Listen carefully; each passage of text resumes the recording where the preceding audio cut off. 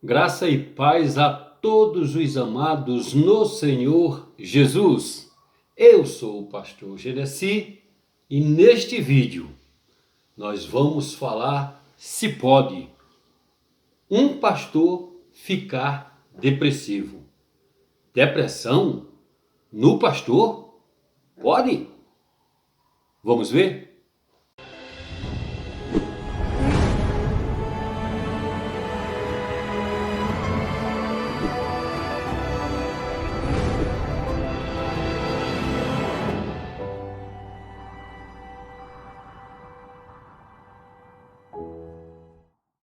Um pastor pode ficar depressivo?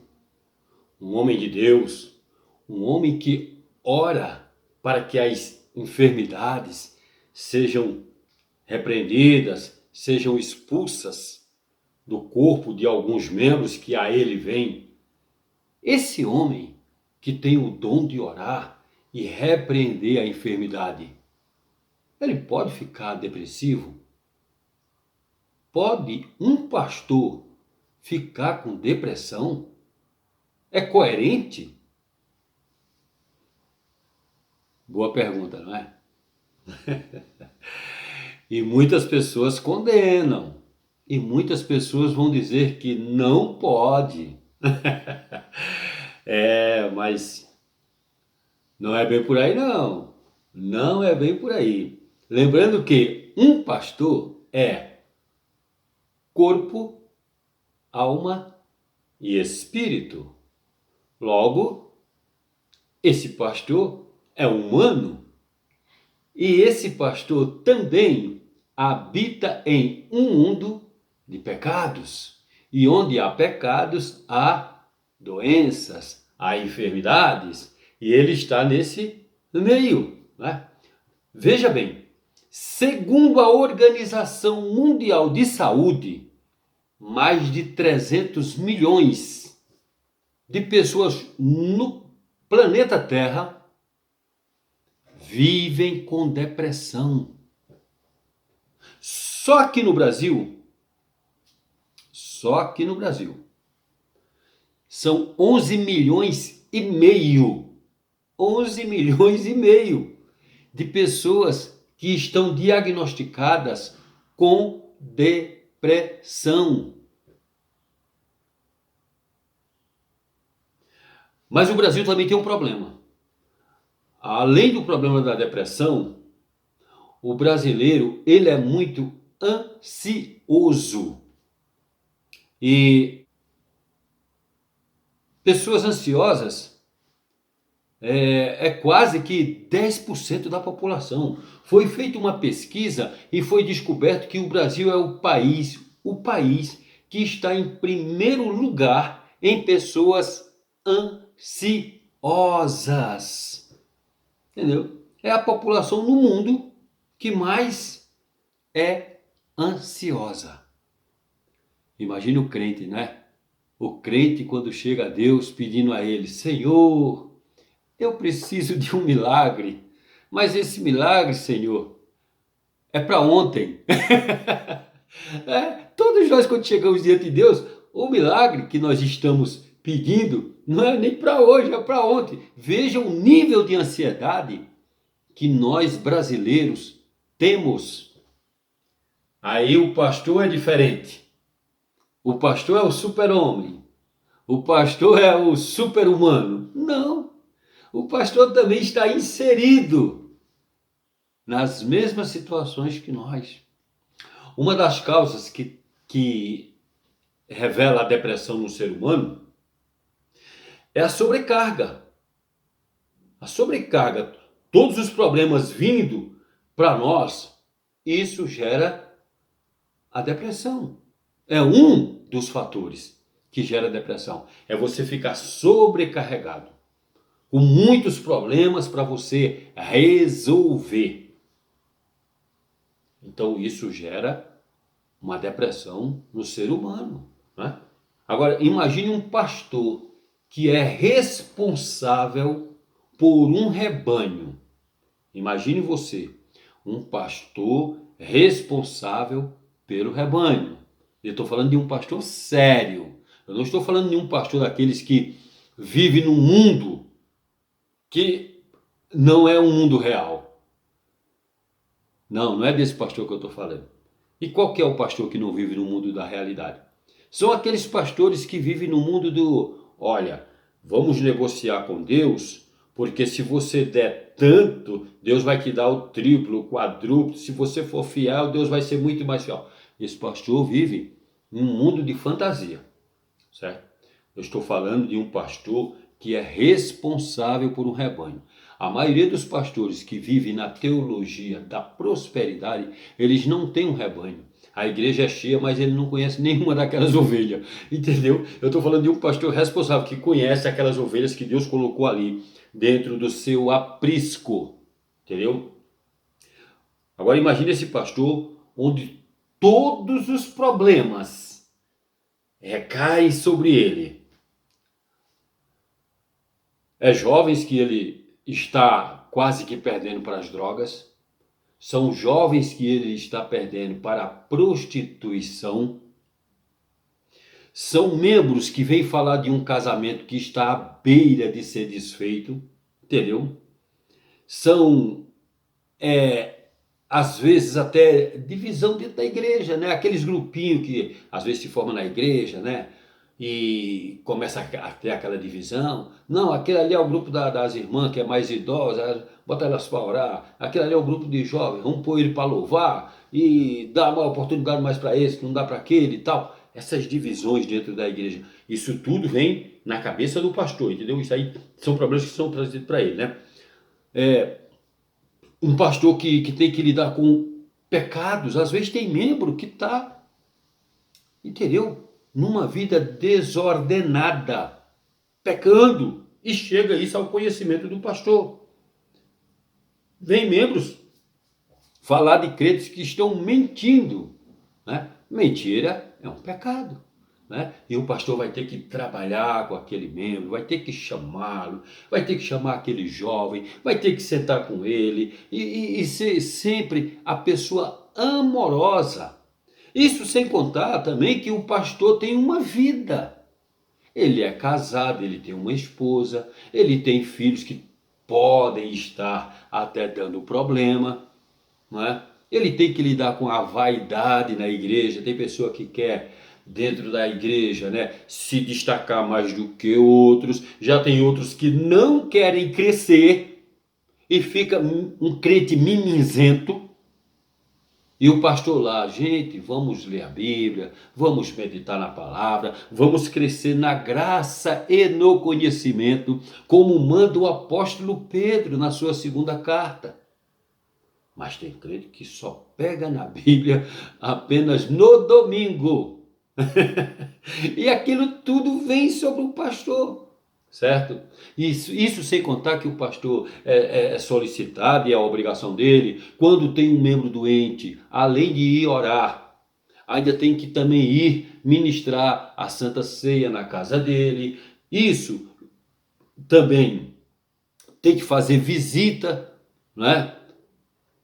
Olha só a sobrecarga que está sobre esse pastor, né? Tem pastor que tem que lidar ainda com problemas de fofocas dentro da igreja. Lembra aqueles grupos que eu falei? Não é? Fofoca dentro da igreja. O pastor tem que ter uma grande habilidade de Deus para lidar com essas situações e, com a graça de Deus, com a sabedoria que Deus lhe dá, ele saber reverter toda essa situação. Agora imagine um pastor que tem a sua família, né, como todo pastor tem, mas está passando por problema familiar com a sua esposa. Está tendo um atrito ali. Né? Ou o pastor está tendo um problema com seu filho. O seu filho está caminhando para outro lado, para outro rumo. O seu filho está dando um mau exemplo. Como é que um pastor não pode ficar depressivo? Um pastor é um ser humano como qualquer um de nós. Então, minha irmã e meu irmão, está escrito no livro de Oséias que você precisa ser sábio, que eu preciso ser sábio. Como é que está escrito? Está escrito assim, né? O meu povo pereceu por falta de conhecimento. Se você percebe que o seu pastor está sobrecarregado, ajude-o. Essa é uma forma boa de você ajudar o seu pastor. Sabe, no livro do Êxodo, né? Acho que é Êxodo, deixa eu confirmar. No livro do Êxodo, veja bem, no capítulo 18, o sogro de Moisés veio visitá-lo, né? Trouxe a sua esposa, trouxe os seus 2 filhos, e Moisés ficou muito contente, né? E depois houve aquele sacrifício lá, e eles comeram, beberam, colocaram a conversa toda em dia, e Moisés abraçou os meninos, abraçou a esposa, e tudo bem, né? Aquele dia foi um dia muito positivo e de alegria para Moisés. Só que no outro dia, a vida continua. E Moisés foi fazer suas obrigações. E o seu sogro estava lá, né? O Jetro. E aí Moisés sentou-se, porque Moisés era o juiz, e formou-se uma grande fila. As pessoas que vinham consultar Moisés. Todo tipo de problema o povo trazia para Moisés. Isso, Moisés ficou sentado de manhã até a tardezinha, julgando os casos. E aí, quando terminou, nem todo mundo foi atendido, claro, voltou. E Jetro chegou para Moisés e falou: meu irmão, você está fazendo um negócio muito errado. Olha só como é que ele diz aqui, a partir do versículo 17, Êxodo 18, 17. Olha o que é que o Jetro fala. O sogro de Moisés, porém, lhe disse: não é bom o que fazes, totalmente desfalecerás, assim tu como este povo que está contigo, porque este negócio é muito difícil para ti, tu só não o podes fazer. Quer dizer, ele está dizendo: Moisés, tanto você vai adoecer, como você vai adoecer este povo. Pega homens sábios, homens que não são avarentos, e coloca para resolver essas causas pequenas. Traga para você somente as causas grandes para você colocar diante de Deus. Tá vendo a sabedoria que Jetro tinha? Jetro era um homem sábio. Falou para Moisés não ficar naquela ali, não, meu irmão. Todos os problemas para você é muito grande, é uma grande sobrecarga sobre a pessoa. Isso não é bom, entende? Então, quando alguém perguntar se um pastor pode ficar depressivo, depressão no pastor, pode? Pode sim. E se o pastor, quanto mais cedo ele procurar ajuda, é melhor para ele, é melhor para o rebanho. Ah, mas onde é que fica Deus? Deus fica no mesmo lugar que Deus esteve, no céu, que é a sua morada, e em nosso coração. Ah, mas não aceitou Jesus, agora não é nova criatura? Espiritualmente, sim. Mas e a carne? A carne está envelhecendo. A carne tem o mesmo problema. Se um pastor não pode ficar depressivo, então ele também não pode ter dor de dente. Ele também não pode, não pode perder o cabelo. Não, agora eu sou crente, agora eu não posso ficar careca, né? Ele não pode ter problema no fígado, problema no pulmão. Peraí, meu irmão. Nós vivemos em um mundo de pecados. O que foi restaurado em nós foi o nosso espírito, a nossa natureza. Mas todo crente ainda sente fome. Não era para mudar? Não, agora eu não como mais porque agora eu estou na presença de Deus e Deus agora é o meu alimento. Agora eu não como mais, eu não bebo mais essa água aí, nem água mineral, nem água... Não. Não é assim não, meu irmão. O meu povo perece por falta de sabedoria, por falta de conhecimento. Está vendo? Então, meu amigo pastor, meu amigo que está sobrecarregado, procure ajuda se você estiver se sentindo assim, com esses níveis de sobrecarga, com esses níveis de estresse, com esses níveis de angústia na sua vida, né? O problema, o maior problema dos crentes é que eles querem esconder algo que é natural na vida de qualquer ser humano. Ficar doente, qualquer ser humano pode e vai ficar doente. Além de poder, vai ficar doente. Você e eu vamos morrer. Não adianta querer dizer, não, não vou morrer. Vai morrer sim. Vai ficar doente? Sim. Vai passar por provações e chorar? Sim. Vai sentir tristeza? Sim. Então, enquanto você pode, enquanto o negócio está no começo, procure ajuda. Isso não é falta de fé. Deus nunca falou isso para Elias. Elias, eu estou com você, Elias. Por que você está com essa depressão aí? Por que você está com esse desejo de morrer? Por que você está indo para o deserto sem levar água, sem levar alimento? Você quer morrer? Deus sabia que sim, ele queria sim. Estava sobrecarregado, estava depressivo. E ele queria morrer. Inclusive ele falou, ó, já chega. Não sou melhor do que meus pais, não. Pode tirar minha vida e me levar que eu já estou tranquilo, já estou satisfeito. Né? E Deus nunca disse que era falta de fé. Deus nunca falou que era falta de oração. Deus nunca falou que era falta dele jejuar, falta dele ter uma maior comunhão com Deus. Não.